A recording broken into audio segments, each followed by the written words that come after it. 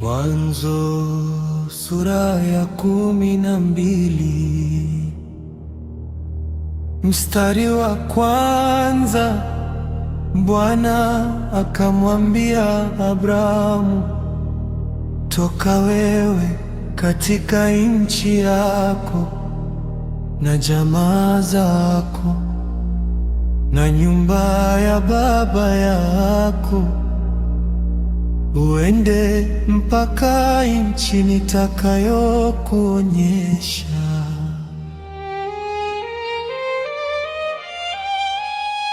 Mstari wa pili, nami nitakufanya wewe kuwa taifa kubwa na kukubariki na kulikuza jina lako, nawe uwe baraka.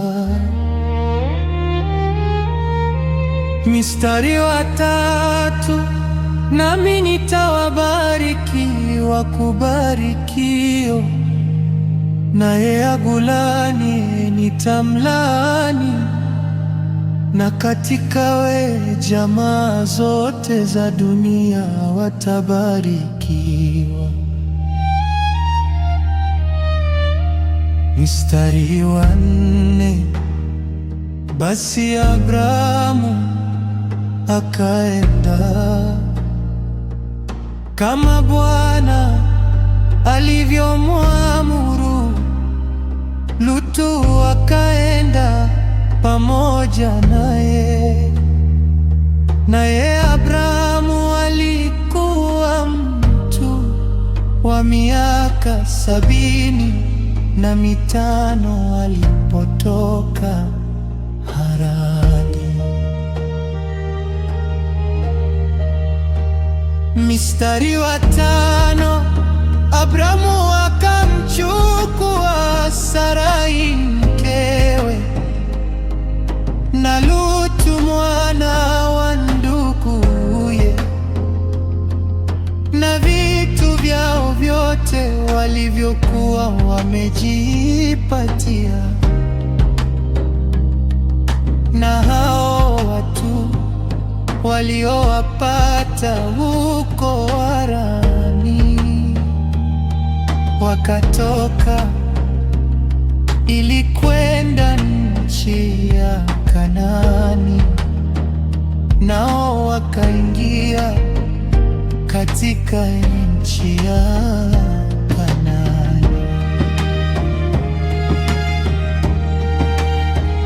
Mstari wa 6, Abrahamu akapita katikati ya nchi mpaka mahali patakatifu pa Shekemu, mpaka mwaloni wa More na Wakanani. Siku zile walikaa katika nchi hiyo. Mstari wa 7, Bwana akamtokea Abrahamu akasema, uzao wako nitawapa nchi hii, naye huko akamjengea madhabahu Bwana aliyemtokea. Mstari wa 8, kisha akaondoka huko akaenda mpaka mlima ulio upande wa mashariki wa Beteli, akaipiga hema yake. Alikuwa na Beteli upande wa magharibi na upande wa mashariki, akamjengea Bwana madhabahu huko, akaliitia jina la Bwana. Mstari wa 9, naye Abrahamu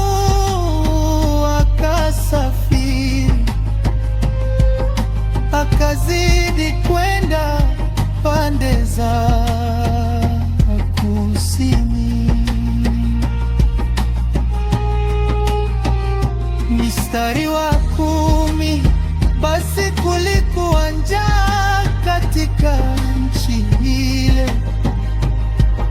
Abrahamu akashuka Misri, akae huko kwa muda, maana njaa ilikuwa nzito katika nchi.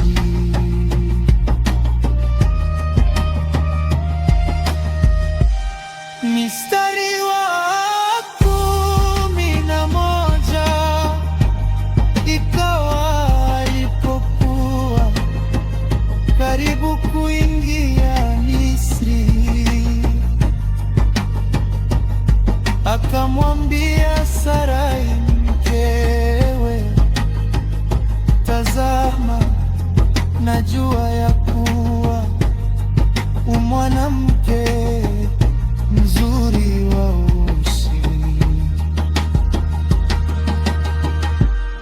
Mstari wa 13, tafadhali useme, wewe undugu yangu, iwe heri kwangu kwa ajili yako, na nafsi yangu ishi kwa ajili yako. Mstari wa 14, basi ikawa Abrahamu alipofika Misri, Wamisri wakamwona huyo mwanamke ya kwamba ni mzuri sana.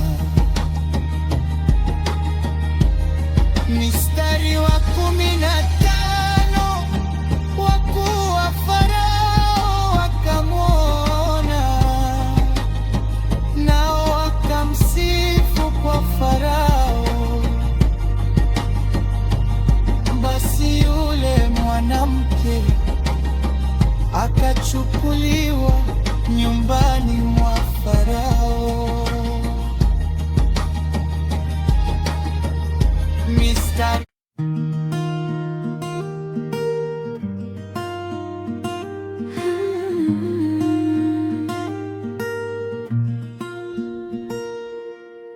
Mungu akambariki Nuhu na wanawe, akawaambia, zaeni mkaongezeke, mkaijaze nchi. Kila mnyama wa katika nchi atawaogopani na kuhofu. Kila ndege wa angani pamoja na vitu vyote vilivyojaa katika ardhi, na samaki wote wa baharini vimetiwa mikononi mwenu. Kila kiendacho kilicho hai kitakuwa chakula chenu, bali nyama pamoja na uhai, yani damu yake msile. Hakika damu yenu ya uhai wenu nitaitaka. Mimi naweka upinde wangu winguni, ishara ya agano. Mimi naweka upinde wangu winguni kwa vizazi vyote. Upinde utaonekana winguni, na maji hayatakuwa gharika tena.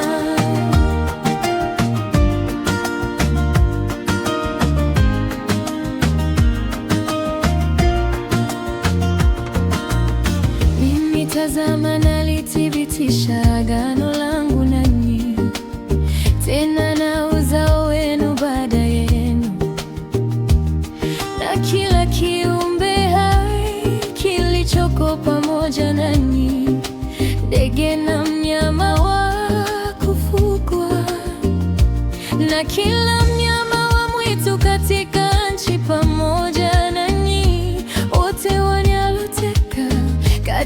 safina. Hata kila kilicho hai katika nchi, wala kila chenye mwili hakitafutwa tena kwa maji ya gharika. Hii ndiyo ishara ya agano nifanyalo kati yangu na ninyi na kila kiumbe hai kilichoko pamoja nanyi kwa vizazi vyote hata milele. Mimi naweka upinde wangu mbinguni, ishara ya agano. Mimi naweka upinde wangu mbinguni kwa vizazi vyote. Upinde utaonekana winguni na maji hayatakuwa gharika tena. Nuhu akaanza kuwa mkulima, akapanda mizabibu.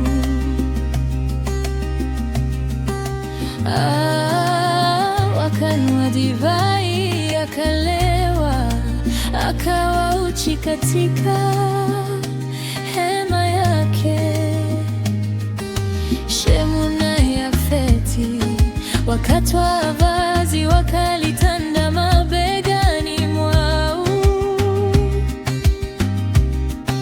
wakaenda kinyume nyume, wakaufunika uchi wa baba yao. Mimi naweka upinde wangu mbinguni, ishara ya agano. Mimi naweka upinde wangu mbinguni kwa vizazi vyote. Upinde utaonekana winguni na maji hayatakuwa gharika tena.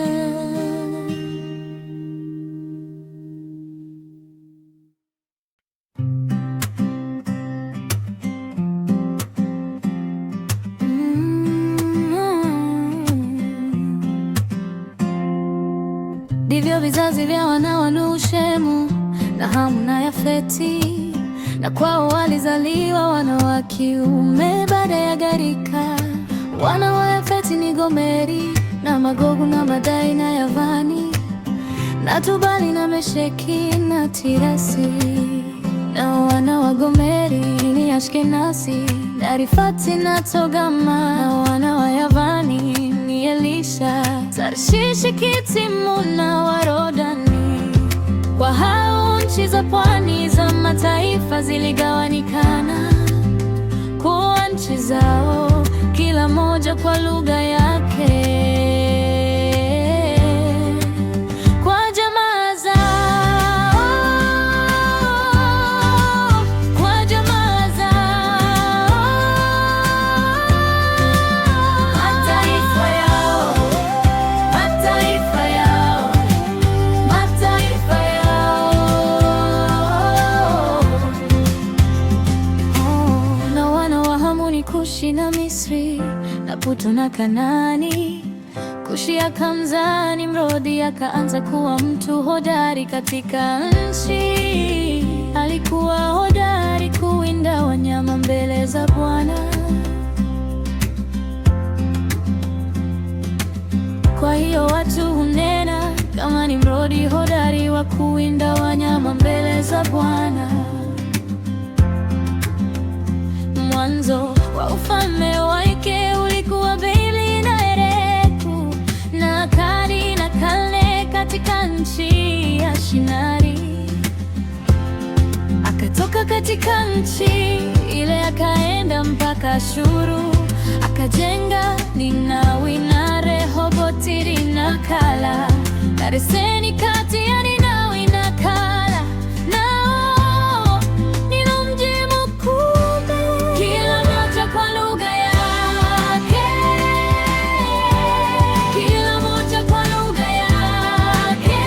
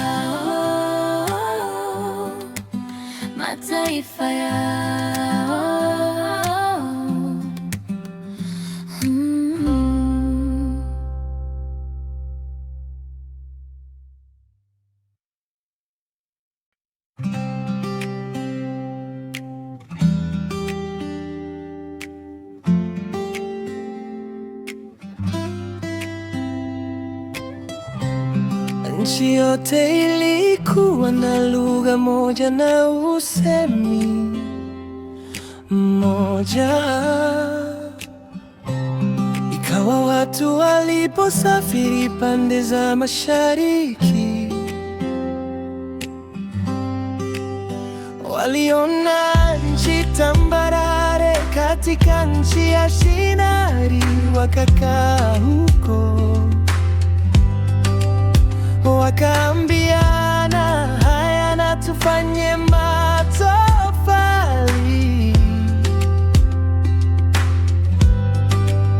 tukayachome moto. Walikuwa na matofali badala ya mawe, na lami badala ya chokaa. Haya na tujijenge mji, tujifanye jina, ili tusipate kutawanyika usoni pa nchi yote. Tujifanye jina.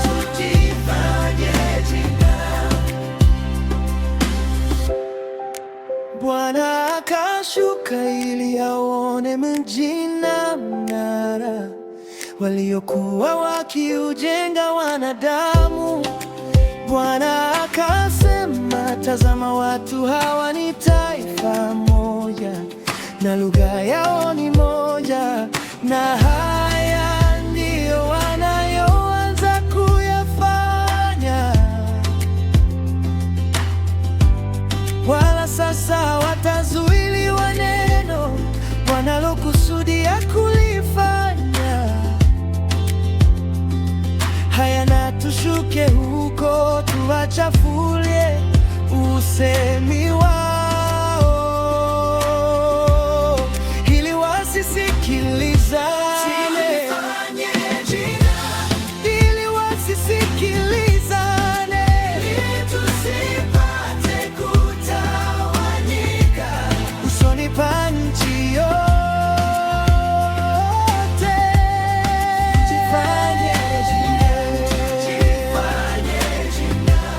Basi Bwana akawatawanya kutoka huko, waende usalipa nchi yote. Wakaacha kujenga ule mji, kwa sababu hiyo jina lake likaitwa Babeli, maana hapo ndipo Bwana alipoichafua lugha ya dunia yote. Tujifanye jina, ili tusipate kutawanyika usoni pa nchi yote. Tujifanye jina.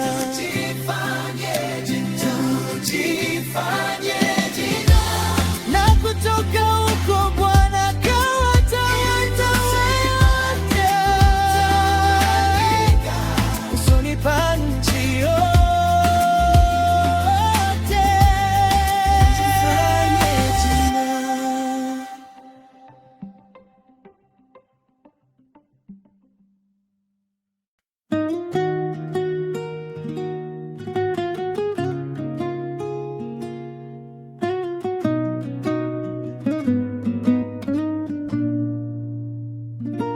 Mungu akambariki Nuhu na wanawe, akawaambia, zaeni mkaongezeke, mkaijaze nchi. Kila mnyama wa katika nchi atawaogopa ninyi na kuwa hofu. Kila ndege wa angani pamoja na vitu vyote vilivyojoja katika ardhi na samaki wote wa baharini vimetiwa mikononi mwenu. Zaeni mkaongezeke, zaeni sana katika nchi, mkaongezeke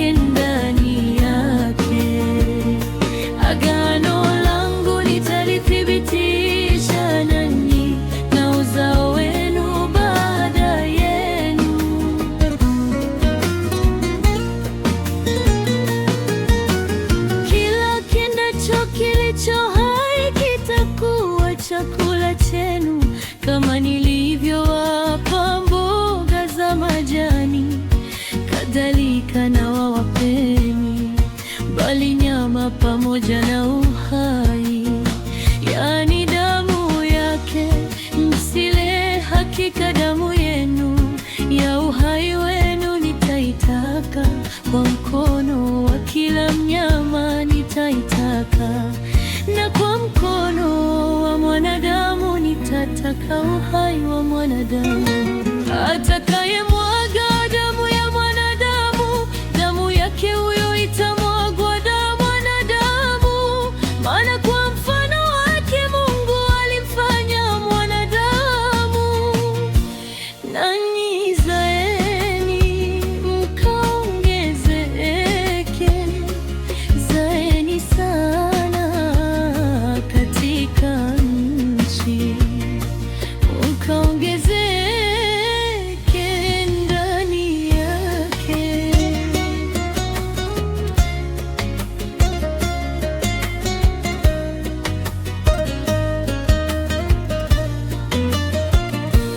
Mungu akamwambia Nuhu na wanawe pamoja naye, akisema, mimi tazama, nalithibitisha agano langu nanyi, tena na uzao wenu baada yenu, tena na kila kiumbe hai kilichoko pamoja nanyi, ndege na mnyama wa kufugwa na kila mnyama wa mwitu katika nchi pamoja na nanyi, wote wanaotoka katika safina, hata kila kilicho hai katika nchi. Agano langu nitalithibitisha nanyi, wala kila chenye mwili hakitafutwa tena kwa maji ya gharika, wala hakutakuwa tena gharika baada hayo kuiharibu nchi.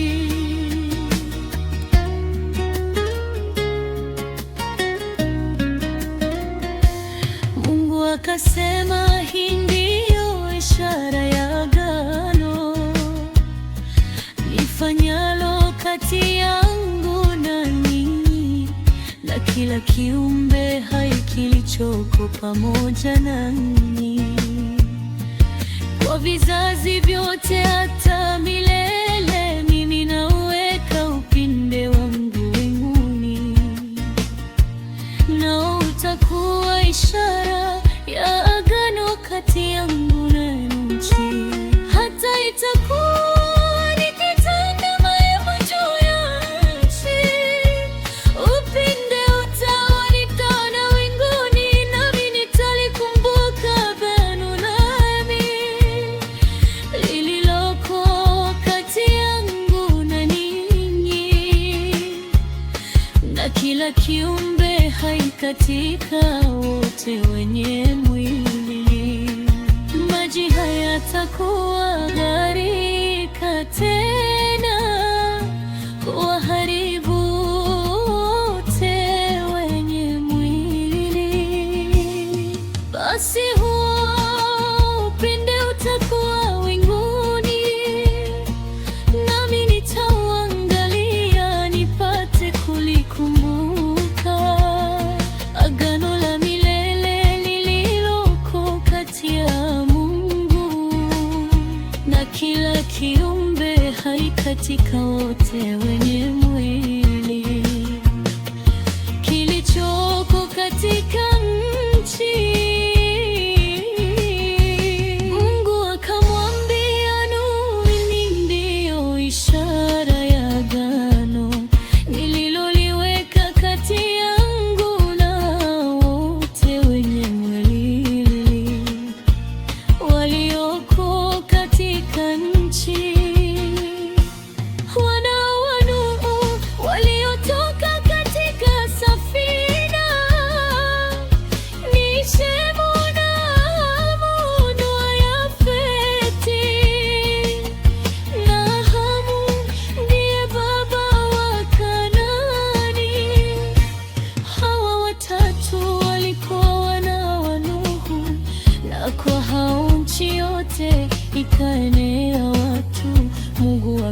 atakuwa mkulima. Akapanda mizabibu, akanwa divai, akalela, akawa uchi katika hema yake. Hamu baba wa Kanaani akauona uchi wa baba yake,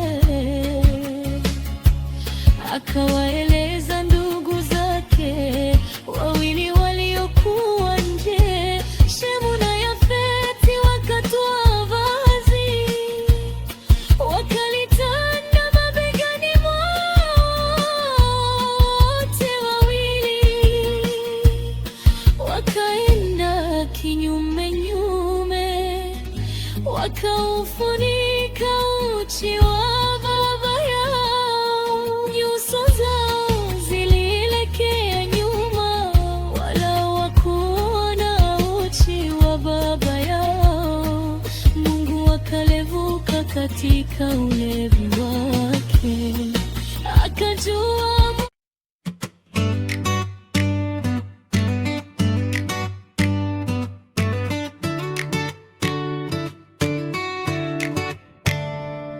nchi yote ilikuwa na lugha moja na usemi mmoja.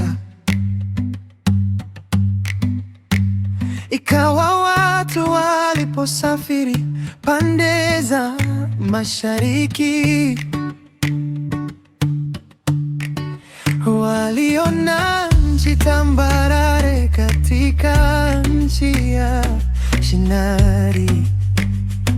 Wakakaa huko, wakaambiana, yana tufanye matofali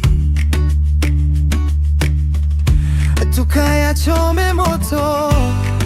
Walikuwa na matofali badala ya mawe, na lami badala ya choka. Haya, na tujijenge mji, tujifanye ili tusipate kutawanyika. Usoni pa nchi yote tujifanye jina.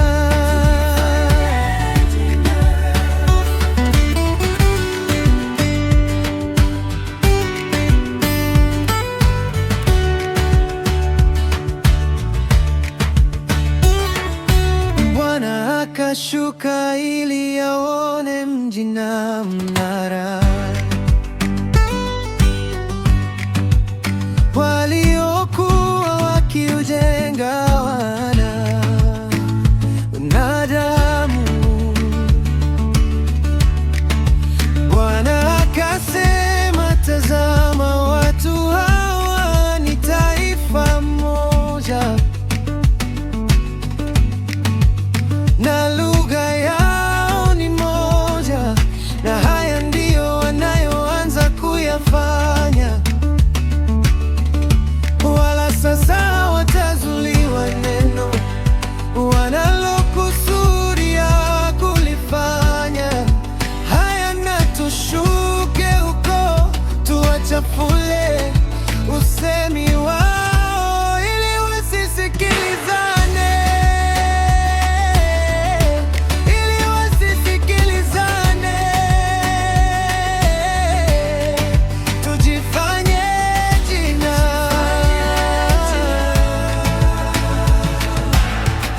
usoni pa nchi yote, usoni pa nchi yote.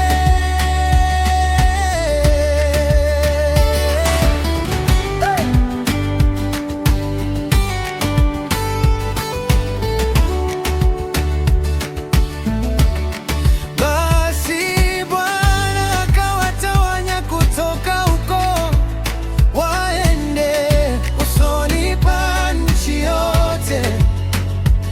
Wakaacha kujenga ule mji, kwa sababu hiyo jina lake likaitwa Babeli, maana hapo ndipo Bwana ali walipoichafua lugha ya dunia yote. Tujifanye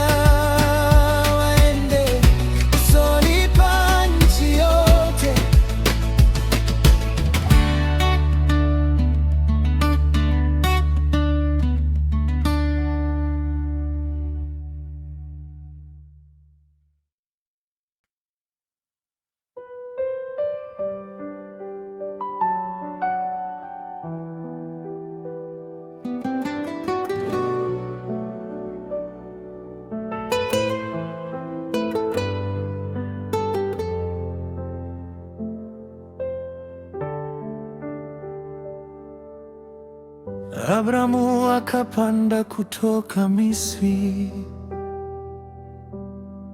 yeye na mkewe na mali yake yote. Lutu pamoja naye mpaka kusini, akiwa tajiri kwa mifugo, fedha na dhahabu. Akasafiri mpaka Beteli, mahali pa hema yake ya kwanza, penye madhabahu aliyojenga. Akalitia jina la Bwana. Inua macho yako, tazama pande zote, kaskazini, kusini, mashariki, magharibi. Nchi yote uinayo nitakupa, wewe na uzao wako hata milele. Nchi haikuwa tosha kukaa pamoja, mali zao zilikuwa nyingi sana. Ugomvi ukatokea kwa wachungaji. Abrahamu akasema, sisi tu ndugu, usiwepo ugomvi kati yetu. Chagua upande utakaoenda. Ukienda kushoto, mimi kulia. Ukienda kulia, mimi kushoto. Inua macho yako, tazama pande zote, kaskazini, kusini, mashariki, magharibi. Nchi yote uinayo nitakupa, wewe na uzao wako hata milele.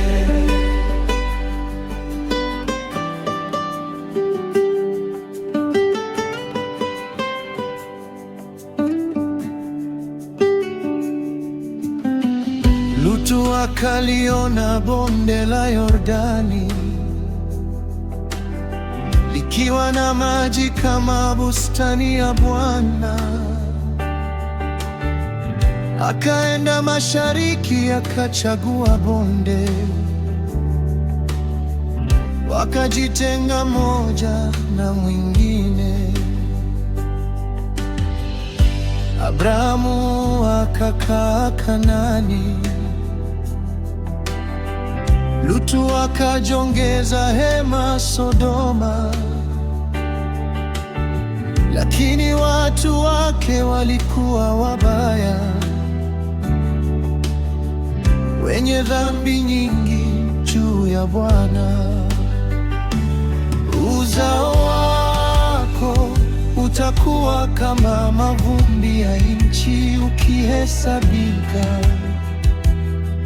nao utahesabika. Ondoka, tembea katika mapana yake na marefu yake, maana nitakupa. Inua macho yako, tazama pande zote, kaskazini, kusini, mashariki, magharibi. Nchi yote uinayo nitakupa, wewe na uzao wako hata milele. Abrahamu akaja Mamre karibu na Hebroni, akamjengea Bwana madhabahu huko. Inua macho yako, usiogope, promisi ya Bwana yasimama milele.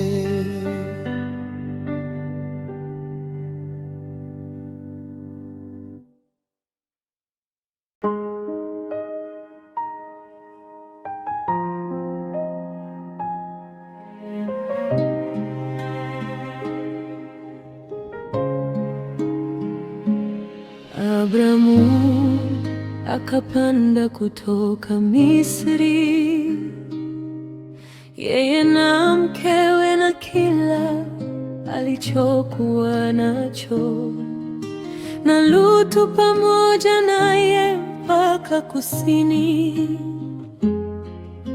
Abrahamu alikuwa tajiri sana kwa mifugo, kwa fedha na kwa dhahabu. Akaendelea kusafiri kutoka kusini mpaka Beteli, mahali palipokuwapo hema yake kwanza. Kati ya Beteli na Ai napo palipokuwa na madhabahu aliyofanya hapo kwanza. Abrahamu akaliitia jina la Bwana hapo. Na Lutu aliyesafiri pamoja na Abrahamu, yeye naye alikuwa na makundi ya ng'ombe na kondoo na hema. Ile nchi haikuwa tosha wakae pamoja, maana mali zao zilikuwa nyingi hata wasiweze kukaa pamoja. Basi usiwepo ugomvi kati ya mimi na wewe, wala kati ya wachungaji wako na wachungaji wako, maana na sisi tu ndugu. Nchi hii yote haiko mbele yako, basi ujitenge nami na kusihi. Ukienda upande wa kushoto, nitakwenda upande wa kuume. Ukienda upande wa kuume, nitakwenda upande wa kushoto. Lutu akaiua macho yake, akaliona bonde lote la Yordani, lote pia lina maji. Kabla Bwana hajaribu Sodoma na Gomora, lilikuwa kama bustani ya Bwana, kama nchi ya Misri hapo unapokwenda Soari.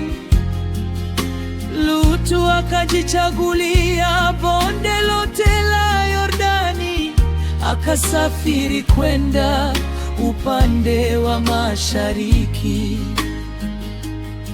Wakatengana wao kwa wao.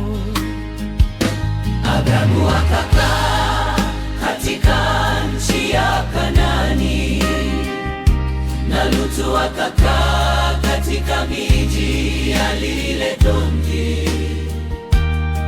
Akajongeza hema yake mpaka Sodoma, lakini watu wa Sodoma walikuwa wabaya, wenye kufanya dhambi nyingi sana juu ya Bwana.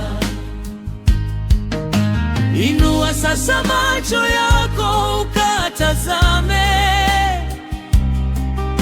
upande wa kaskazini na wa kusini na wa mashariki na wa magharibi. Nchi hii yote uionayo nitakupa wewe na uzao wako hata milele. Na uzao wako nitaufanya uwe kama mavumbi ya nchi, hata mtu akiweza kuyahesabu mavumbi ya nchi. Uzao wako nao utahesabika. Ondoka ukatembee katika nchi hii, katika mapana yake na marefu yake, maana nitakupa wewe nchi hiyo. Abrahamu akajongeza hema yake, akaja akakaa kwenye mialoni ya Mamre, nayo ni miti iliyoko Hebroni. Akamjengea Bwana madhabahu huko, akaliitia jina la Bwana.